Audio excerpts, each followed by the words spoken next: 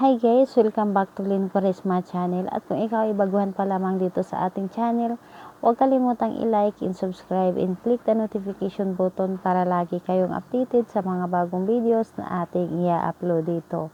And bago ang lahat, gusto ko lang mag-disclaimer sa mga taong hindi naniniwala at hindi gusto ang mga kagaya nitong video. Please skip this video and maghanap kayo ng videos na gustong gusto nyo. Dahil ang video na ito ay para lamang ito sa mga taong naniniwala and gusto mag-try.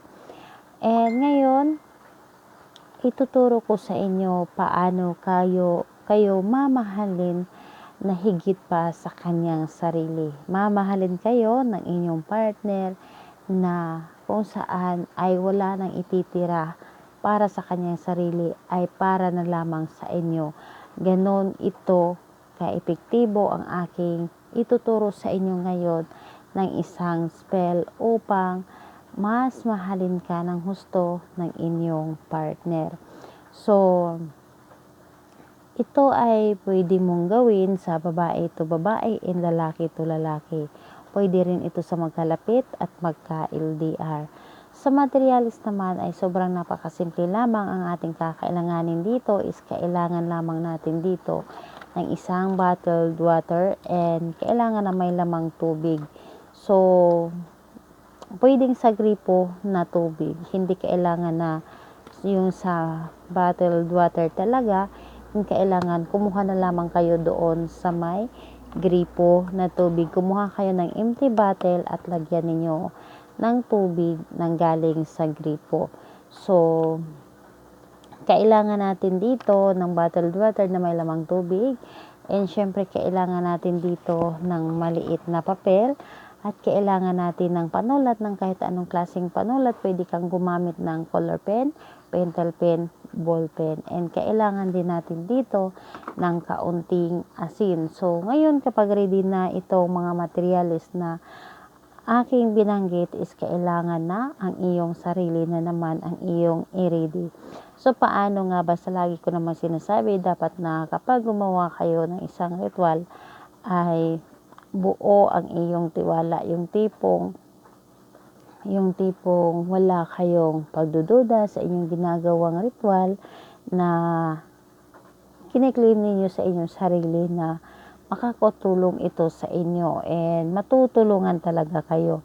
Basta't may lubos lang talaga kayong paniniwala sa inyong ginagawang ritual and kailangan na ito ay mula sa inyong puso ang paggawa and ayun, nakafocus talaga kayo sa inyong ginagawang ritual. And pwede rin ito sa mga magkalayo, sa mga magka-LDR, pwede mo itong gawin. And ayun, kapag gumawa kayo ng isang ritual, lagi ko sinasabi na wag ninyo itong laging iisipin, wag ninyo bilangin ang araw kung kailan ninyo ito ginawa, and ilang araw nyo na itong ginawa na hanggang ngayon ay hindi pa gumana. Dapat po talaga ay hindi ito binibilang, hinahayaan lamang ito.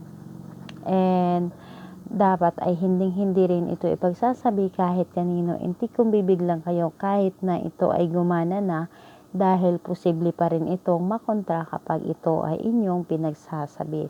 So, ito ang ating gagawin kapag ready ka na, wala ka ng ibang iniisip, and mula sa inyong puso ay may kasamang pagmamahal ang inyong paggawa, is pwede mo na itong umpisahan.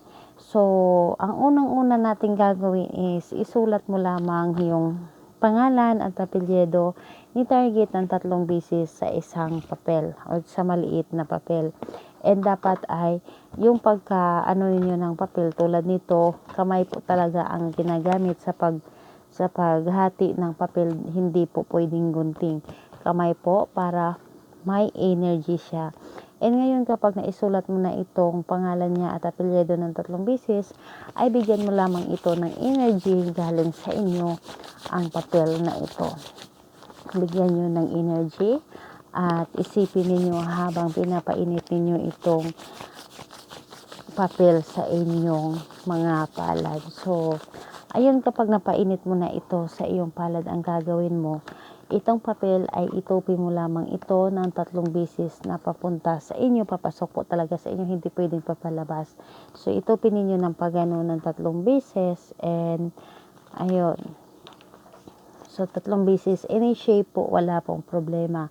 So, ngayon kapag naitupi mo na ito, ilagay mo lamang ito dito sa loob ng bottle. So, ilagay mo lamang siya dito sa loob ng bottle and pagkatapos nun ay lagyan mo ng asin gamit din ang inyong mga kamay. Hindi pwedeng kutsara or kahit na ano ang inyong gamitin. Dapat ay kumuha kayo na sa lalagyan ng inyong mga asin at kumuha kayo ng ganun lang, isang ganun lamang at ilagay ninyo dito sa tubig. Ngayon kapag nailagay mo na ito, huwag mo muna siyang takpan. Halimbawa, ganito. Ibulong mo muna dito ang inyong mga gusto. Sambitin mo ang pangalan ng apelyido ni target at sabihin mo na mahalin mo ako higit pa sa iyong sarili. Ako lamang ang iyong mamahalin habang buhay at kailanman ay wala kang ititirang pagmamahal sa iyo at sa akin lamang ang iyong pagmamahal at kailanman ay hinding-hindi mo ako iiwan at hinding-hindi mo ako lulukuhin. Ngayon kapag naibulong mo na dito lahat-lahat, tatakpan mo lamang ito at isi-shake mo lamang na kung saan nandito yung papel at yung asin, isi-shake mo lamang siya at kung ano man yung ibinulong mo dito, ganun pa rin ang ibubulong mo habang sinishake mo. And positive lang talaga, galing talaga sa iyong puso and kailangan dapat wala kang galit ni target kapag ito ay iyong ginawa. And taos puso po talaga ang paggawa na kung saan ay may kasama itong paniniwala.